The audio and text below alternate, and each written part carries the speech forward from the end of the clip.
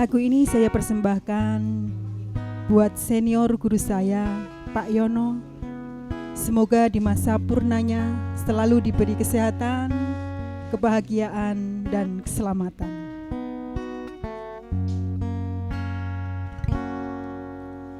Aku ora nyangka bakal ngene akhire dadi mlaku dhewe-dhewe mergo kerja saiki wis paripurna ati ikhlas lan nrimo legowo senajan kowe lunga dong aku tetep isih ono muga kowe tambah bahagia mantepno atimu kowe kudu percaya aku yakin kowe tetep iso muga lancar ing samudaya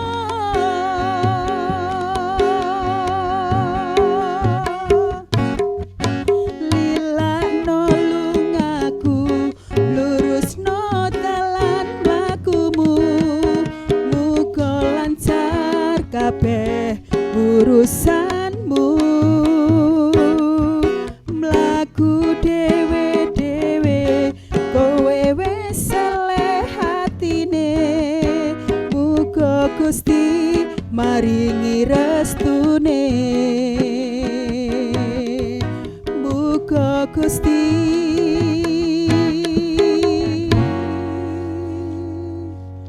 maringi restune.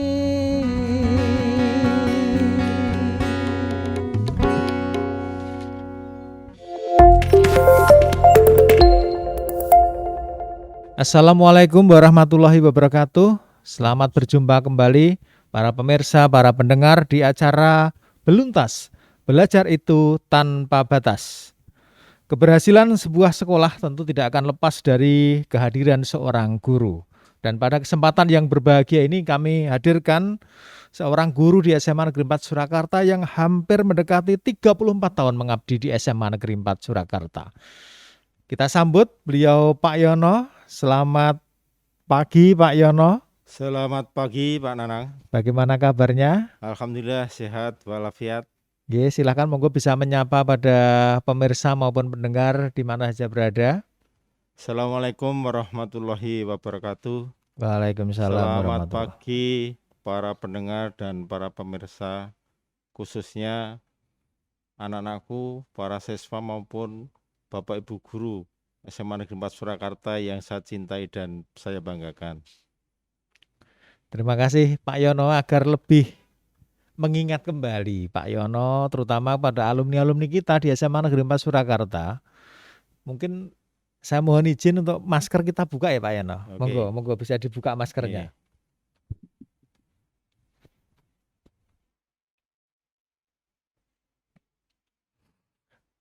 Pak Yono, ini satu hal yang menginspirasi saya untuk melihat dan ingin mendengar secara langsung dari Pak Yono, karena di episode kali ini acara kita Beluntas kami akan menghadirkan sebuah tema 34 tahun kebersamaan Pak Yono bersama di SMA Negeri 4 Surakarta.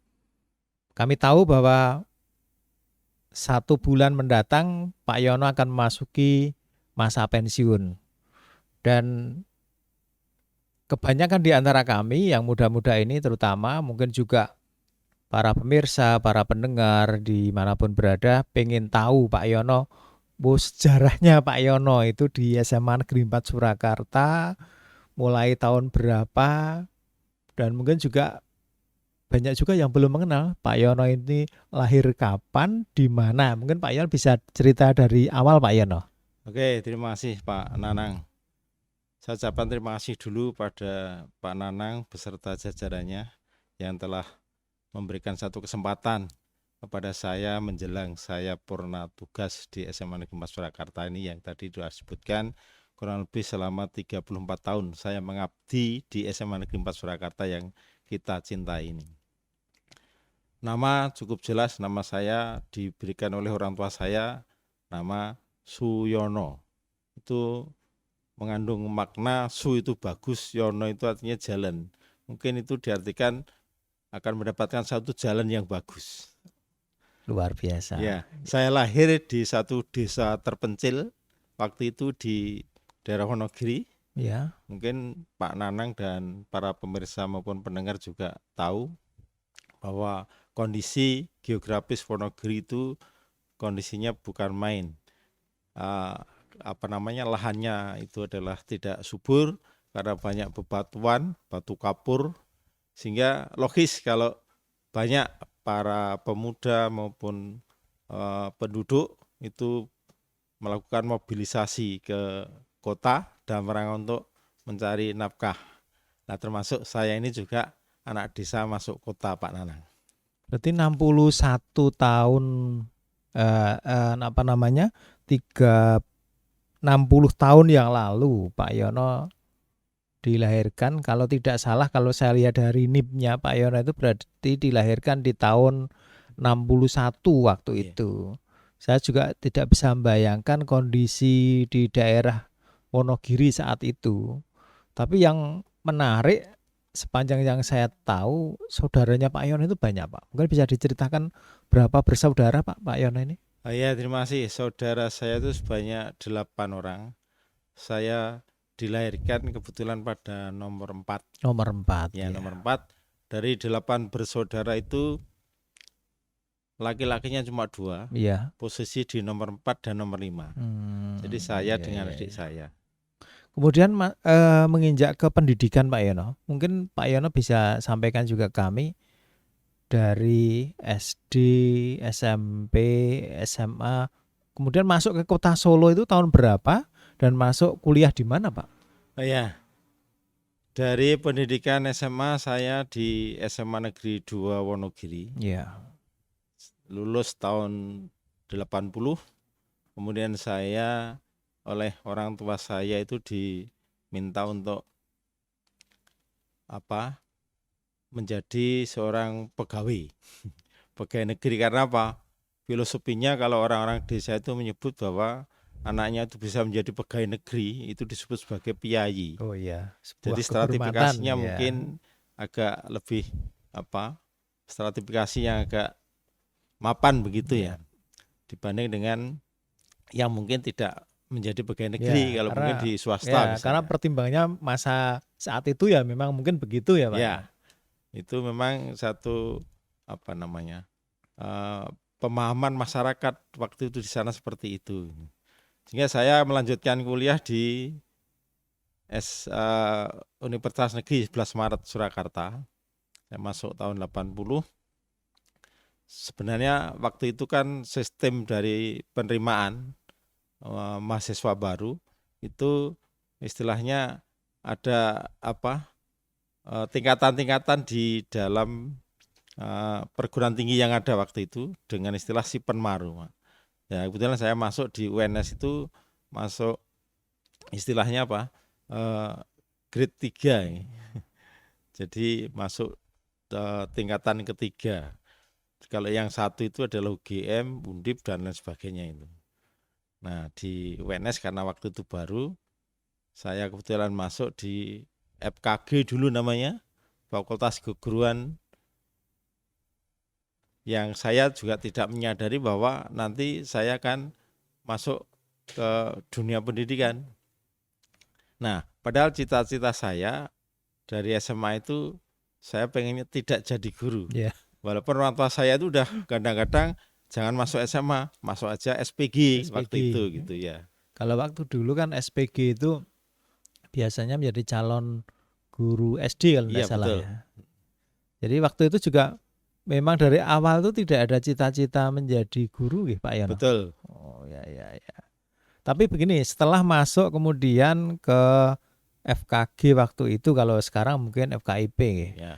Jadi kemudian dari situ mungkin ya saya yakin mesti ada rasa ketertarikan untuk masuk dunia pendidikan. Apa mungkin sampai lulus belum menyukai dunia pendidikan, Pak Yono? Ya betul seperti yang katakan Pak Nanang. Saya masuk di FKG UNS ya, yang kalau sekarang FKIP nih. Itu hati saya tuh belum srek ya. Jadi semester 1, 2 bahkan sampai 3 saya itu mencoba untuk mengikuti testing juga. Oh iya. Seleksi mahasiswa baru di Undip pernah. Yang saya ambil cita-cita saya adalah di Fakultas Ilmu Sosial dan Politik, lalu juga Fakultas Hukum. Dulu ada pilihan pertama, kedua. Kemudian saya juga ngambil di UGM. Fakultasnya sama karena saya ingin menjadi ya apa yang saya inginkan di Fakultas Ilmu Sosial Politik dan Fakultas Hukum. Itu sampai semester 3. Jadi 3 kali saya mengikuti tes, ya alhamdulillah tidak berhasil. Mungkin itu sudah suratan takdir Bapak. Ya, artinya Tuhan memberikan jalan terbaik lewat dunia pendidikan kepada Pak Yono. Kemudian setelah lulus kuliah Pak Yono, ini mungkin bisa diceritakan awal mulanya mengajar, apa langsung misalnya ikut rekrutmen CPNS langsung diterima atau bagaimana, mungkin ada suka dukanya Pak? Wah, panjang itu kalau saya ceritakan. Jadi setelah saya lulus FKIP UNS tahun 84 itu, saya tidak ingin masuk menjadi pegawai negeri melalui testing dari pemerintah sebagai guru. Tapi saya ke Jakarta untuk merantau, mengadu nasib di sana. Saya daftar lulusan sarjana yang untuk menjadi tentara itu ya. Saya lupa namanya istilahnya, tapi juga gagal. Nah, kemudian saya kembali ke Wonogiri, ketemu teman-teman, terus kemudian ada informasi untuk bisa mengajar. Salah satu rekan saya terbaik yang memberikan satu inspirasi dan juga yang saya hormati dan memberikan satu dorongan juga, Pak Seno yang kebetulan sudah purna lebih dulu. Saya diminta untuk menjadi guru, yang kemudian saya diterima sebagai guru tidak tetap itu di SMA Negeri 4 Surakarta itu tahun 87. Tahun 87. Iya, tapi sebelumnya saya juga sudah mengajar di SMA Negeri 2 Surakarta juga sebagai GTT itu tahun 86. Nah, karena SMA 4 ada peluang, dorongan Pak Seno, kemudian saya masuk di sini 87. Itu GTT waktu itu. Iya. Kemudian proses dari GTT kemudian sampai dengan diangkat menjadi pegawai negeri, apakah waktu itu ada prioritas pengangkatan dari Wiyata Bakti ataukah harus dites dan sebagainya? Kalau prioritas tidak ada, cuma penempatan itu yang waktu itu dilakukan oleh kebijakan para pejabatnya. Jadi penempatannya, saya ngikuti tes pegawai negeri sipil yang sekarang istilahnya ASN itu 2 kali Pak. Pertama kali saya gagal, yang kedua baru masuk.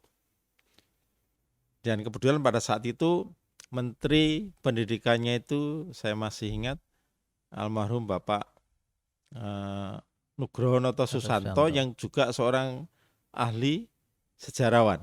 Nah, pada saat itu banyak lulusan-lulusan dari perguruan tinggi dari Fakultas Keguruan itu yang dari sejarah mendapatkan peluang yang sangat besar, sehingga merekrut pegawai negeri untuk menjadi guru sejarah itu banyak sekali. Padahal sebelumnya itu jarang mau masuk pegawai negeri kemudian menjadi guru sejarah, itu peluangnya kecil. Nah, waktu itu Pak Nugroho kemudian memberikan peluang yang sangat besar untuk merekrut pegawai negeri menjadi guru sejarah. Tahun 87 Pak, kalau mungkin bisa dibandingkan waktu itu kalau jadi guru katakan tidak tetap itu kira-kira gajinya berapa? Kalau guru PNS saat itu juga gajinya berapa? Masih ingat Pak Yono? Ya sedikit masih ingat, cuman ya sebenarnya saya sih bukan tidak bersyukur ya, karena ini sudah dari sono, dari atas ya, dari Allah Subhanahu wa taala yang memberikan rezeki pada kita. GTT waktu itu saya kebetulan mengambil jalur Wiyata Bakti dengan harapan kalau saya diterima sebagai pegawai negeri bisa ditempatkan di SMA 4. Itu sehingga dengan yang GTT murni itu beda. Saya kalau tidak salah masih ingat itu hanya 25.000 Pak waktu itu. 25.000. Kurang lebih itu Pak. 25.000 dengan jumlah jam mengajar yang juga cukup banyak. Mungkin lebih dari 24 jam ya Pak. Kalau zaman itu belum ada standar belum harus ada. 24 jam dan sebagainya itu. Tapi kira-kira dengan penghasilan 25.000 saat itu apakah misalnya untuk kalau perbandingannya dengan sekarang Pak, kira-kira lebih enak dulu atau lebih enak mungkin teman-teman yang Wiyata Bakti sekarang? Kalau saya sendiri melihatnya ya enak yang sekarang karena dari segi ekonomi banyak GTT sekarang itu kan ada ketentuan pemerintah dengan UMR. UMK. Yeah. Ya, itu pengalaman masuk di dunia kerja di SMA Negeri 4 Surakarta, artinya mulai dari Wiyata Bakti sampai dengan PNS. Nah, ini yang tentunya kan memberikan semangat kepada teman-teman kita yang saat ini juga mungkin masih Wiyata Bakti untuk terus semangat dan terus berbenah. Kemudian di SMA Negeri 4 masuk menjadi guru mulai dari Wiyata Bakti sampai dengan PNS sampai dengan hari ini. Saya kira kan berjuta pengalaman ya Pak Yono tentang misalnya yang seringkali menjadi bagian dari Pak Yono adalah tentang kesiswaan Pak Yono. Kita masuk pada pembinaan kesiswaan. Waktu itu bisa diceritakan Pak Yono mulai bergelut ya, aktif di dunia kesiswaan itu kira-kira tahun berapa, pengalamannya itu mungkin menjadi apa, karena setahu saya selama saya masuk di SMA 4 ini ya Pak Yono waka kesiswaan, PU di kesiswaan juga berulang kali, artinya kan pengalamannya luar biasa. Mungkin bisa diceritakan dari awal Pak Yono. Ya, saya menjadi waka kesiswaan itu tahun 90. Ya. Tapi sebelumnya saya sudah diminta untuk ya mendampingi Pak Seno, kemudian almarhum Pak Rudi, juga almarhum Pak Kuswanto yang mantan Kadinas Pendidikan itu. Jadi sebagai PU, kalau dulu istilahnya bukan PU tapi wakil, wakil Wakasek gitu. Nah tahun 90 tadi, kemudian belajar dari situ, saya pun juga pernah mendampingi Pak Seno sebagai pembina pecinta alam, plasma waktu itu. Ya. Nah, belajar dari apa yang sudah diberikan kepada saya untuk bertanggung jawab tadi, maka memberikan satu pengalaman bagi saya. Kemudian tahun 90 itu saya dipercaya menjadi waka kesiswaan dan sampai saat ini saya selalu berkecimpung di dunia kesiswaan, Pak. Jadi walaupun saya ada pergantian dalam Wakasek itu pun ini saya jalani juga, pernah menjabat sebagai wakil kepala sekolah bidang humas. Ya, itu yang bisa saya ceritakan, sehingga notabene saya itu ya urip matine itu ya berkecimpung di dunia kesiswaan waktu itu sampai sekarang. Dunia kesiswaan itu kan ada beberapa hal, misalnya terkait dengan pembinaan kedisiplinan, tata tertib dan sebagainya, itu mungkin yang tiap hari mungkin menjadi bagian dari tim pembina kesiswaan saat itu. Nah, kalau mungkin bisa dibandingkan Pak, siswa dulu ya mungkin tahun 80-an 90-an dengan siswa tahun 2010 ke atas ini, mungkin bisa dibandingkan, mungkin kenakalannya bagaimana Pak, atau lebih lebih nakal dulu apa sekarang, terus mungkin cara untuk pendekatannya lebih gampang dulu apa sekarang, terus mungkin problem-problemnya Pak, mungkin ada problem-problem khusus yang dulu itu kebanyakan masalah ini, misalnya dulu itu masih marak perkelahian, kalau sekarang kan nggak ada Pak. Nah ini mungkin bisa disampaikan. Ya, betul. Saya banyak apa menangani terutama kenakalan para siswa karena saya berkecimpung di kesiswaan. Terutama yang disebutkan Pak Nanang tadi, misalnya waktu itu zaman itu ya 90 ke sini itu masih marak dengan perkelahian-perkelahian Ya, antar siswa. siswa. Permasalahannya ya paling sepele-sepele itu ya, kecil-kecil, kadang-kadang juga masalah cewek. Ya, Ini yang tidak kita pungkiri, kita juga pernah muda. ya. Nah, dari penyelesaian-penyelesaian itu biasanya kita pendekatannya dengan humanis Pak waktu itu.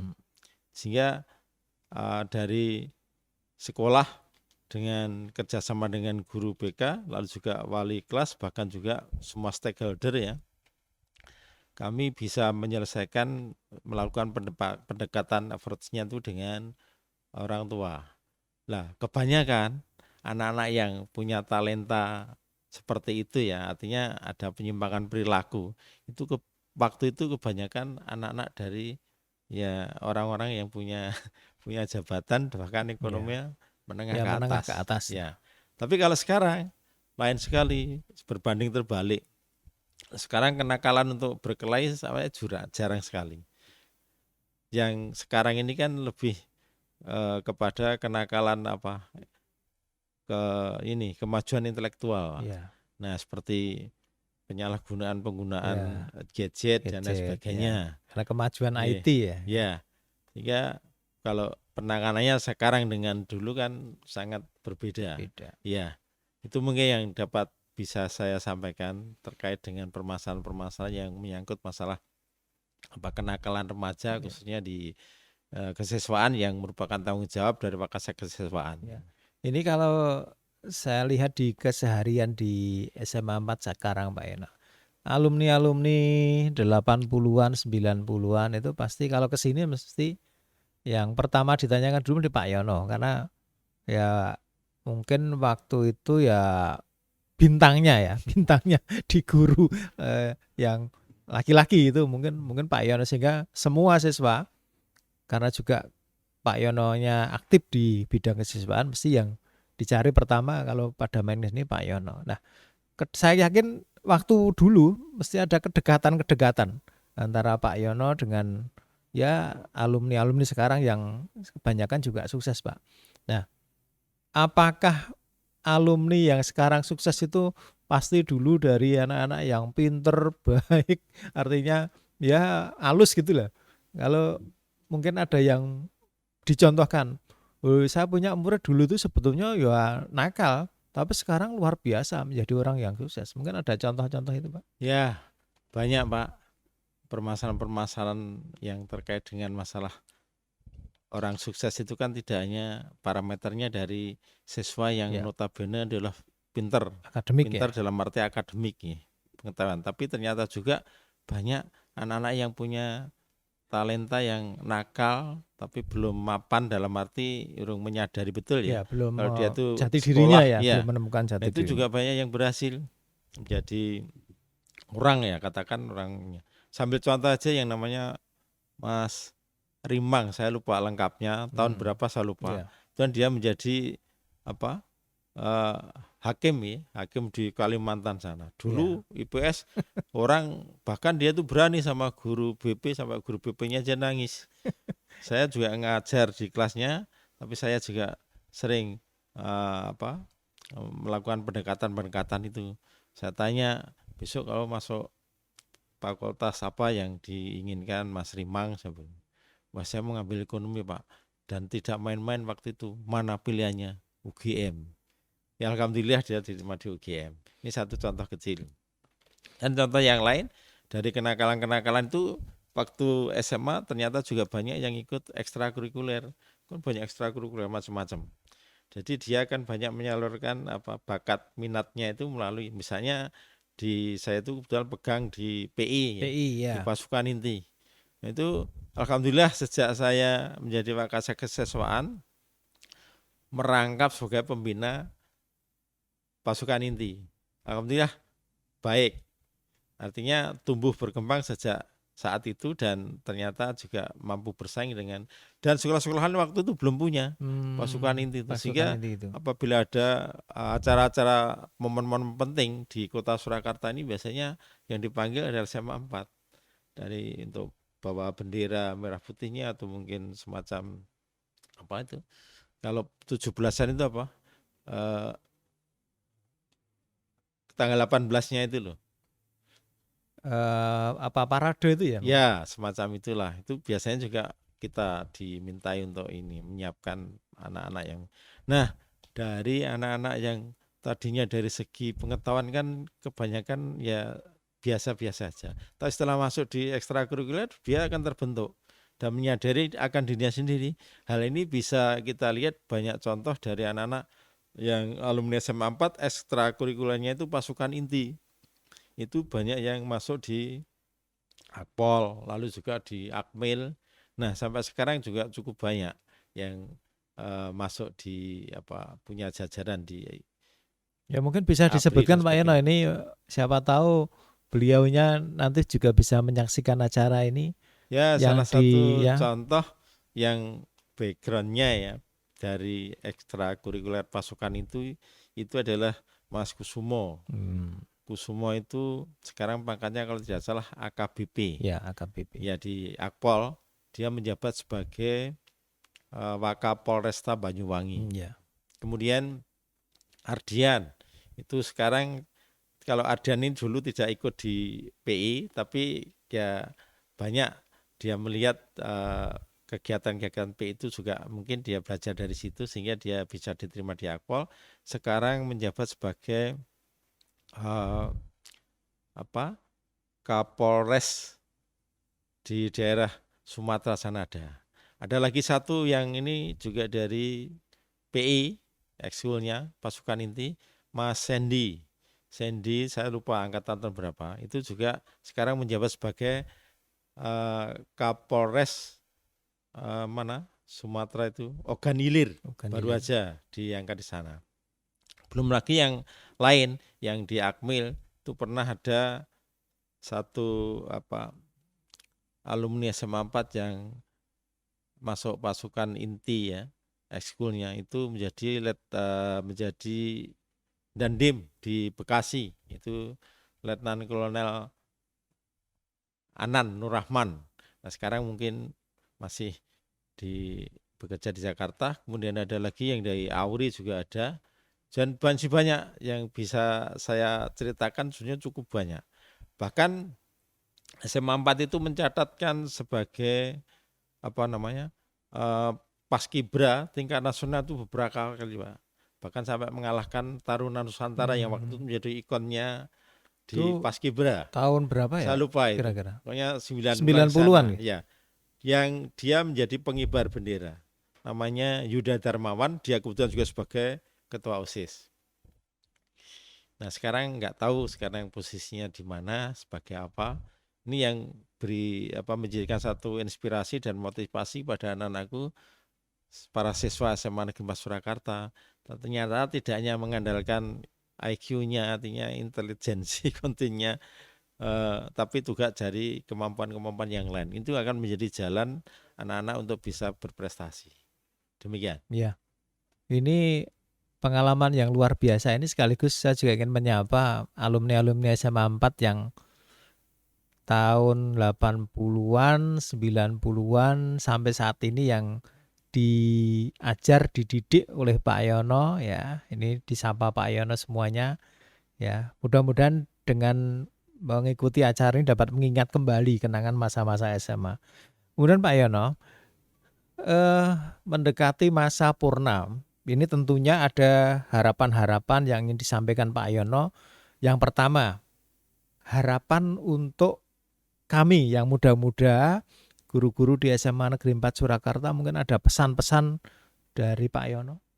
Oke, ya mudah-mudahan pesan-pesan ini juga berkenan bagi adik-adik kami, terutama juga Pak Nanang. beserta jajarannya dan rekan-rekan guru yang masih junior nggih. Kalau saya dulu itu diberi ajaran oleh orang tua kita tuh dengan filosofi jadi orang itu jangan mencari istilahnya materinya dulu. Aja goleki jenenge sik, ning golek jeneng. Jeneng. Nah, ini monggo nanti di analisa lebih mendalam dengan konteks sekarang ini. Karena orang itu kalau diutamakan mencari materinya dulu untuk mendapatkan sesuatu tadi pasti tidak akan tercapai dengan baik. Jadi yang dicari itu harusnya ke prestasi dulu. Jadi guru yang berprestasi. Toh nanti akan materi itu akan datang dengan sendirinya seiring dengan apa yang didapat sebagai guru berprestasi misalnya, mungkin bisa jadi kepala sekolah atau mungkin lebih tinggi lagi. Itu filosofi yang ditanamkan oleh orang tua saya. Ya. Dan sampai sekarang masih relevan Ya, dengan masih kondisi situasi perkembangan ilmu pengetahuan teknologi Ya. sekarang ini, Pak. Nah, kepada adik-adik saya, juniornya saya, tolong untuk bisa melakukan tugas itu dengan baik, istilahnya tanpa pamrih. Jadi orang itu kalau bekerja ada pamrih itu sudah berarti tidak ikhlas. Nah, orang kalau tidak ikhlas, nah Tuhan mungkin tidak akan mengabulkan segala permohonan permintaannya. Itu pesan saya dan saya punya harapan yang cukup besar bahwa SMA 4 itu dulu tidak hanya berdiri seperti sekarang ini, tapi berproses. Sepanjang saya mengabdi di SMA 4 ini sampai seperti sekarang ini. Jadi saya ikut memberikan torehan-torehan keberhasilan SMA 4. Terutama piala-piala yang terpampang di sana itu banyak sekali, itu pun saya juga ikut andil memberikan nilai-nilai prestasi bagi SMA 4 itu, Pak. Mungkin itu aja Ya, yang dapat saya kemudian sampaikan. Okay. Harapannya untuk para siswa sekarang, Pak. Ini kan kita masih punya siswa yang di tengah pandemi ini juga tidak bisa ke sekolah, belajarnya harus di rumah.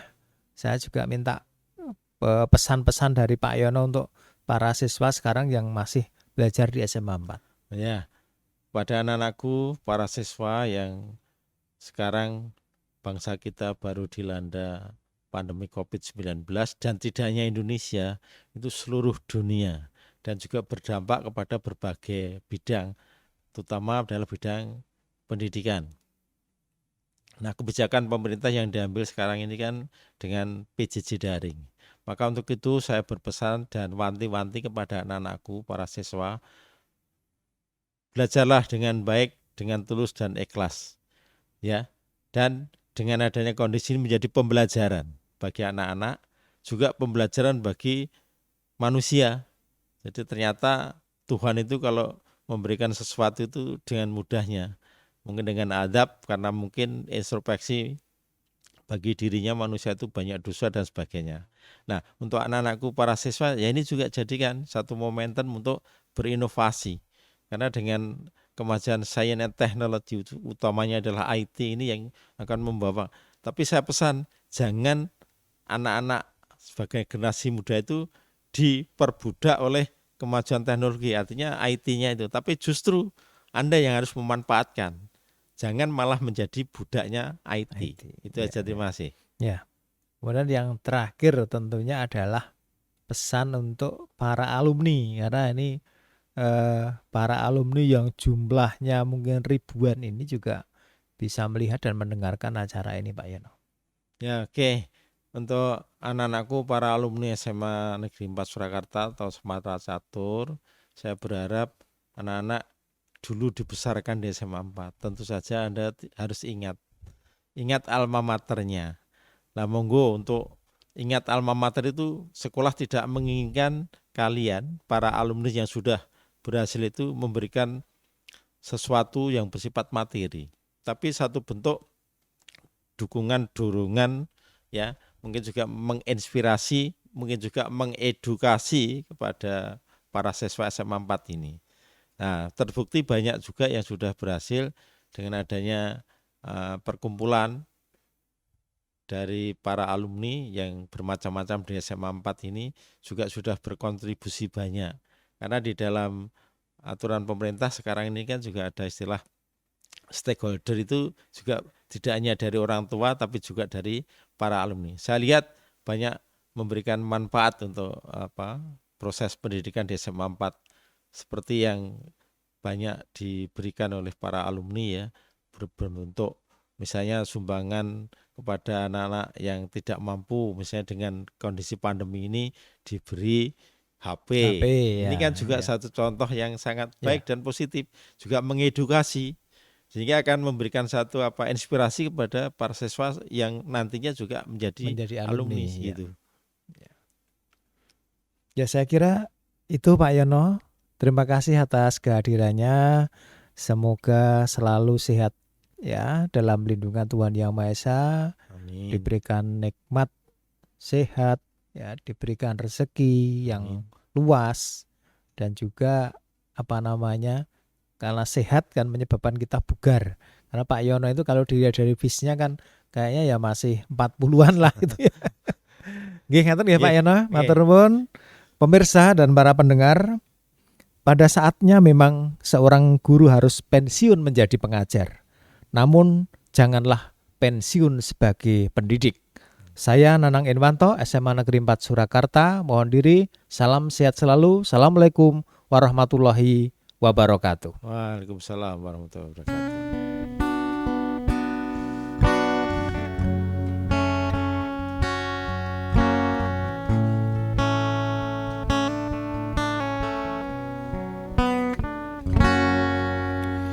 Tak tulis layang kangen iki dinggo kowe, saya ngampet gede rasa katresnanku. Senadyan adoh panggon murah bakal tak lalekke, tunggu aku dan jaga hatimu untukku. Dongano aku nganggo restumu, sabar ngenteni tekan baliku, tak jaga rasa kanggo awakmu. Semoga dirimu juga begitu. Rasa sayang iki ra bisa lali nganti besok tekaning ati. Janji tulus ra mung ana ing lati, mantep rasa lan jiwa raga iki. Tak titipke layang kangenku iki, muga bisa nambani ati. Panyuwunku siji kanggo awakmu, jaga rasa lan katresnanku. Rasa sayang iki ra bisa lali nganti besok tekaning mati.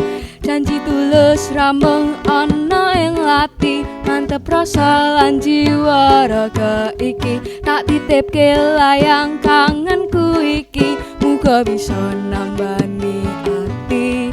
Panyuwunku siji kanggo awakmu, jaga rasa lan katresnanku.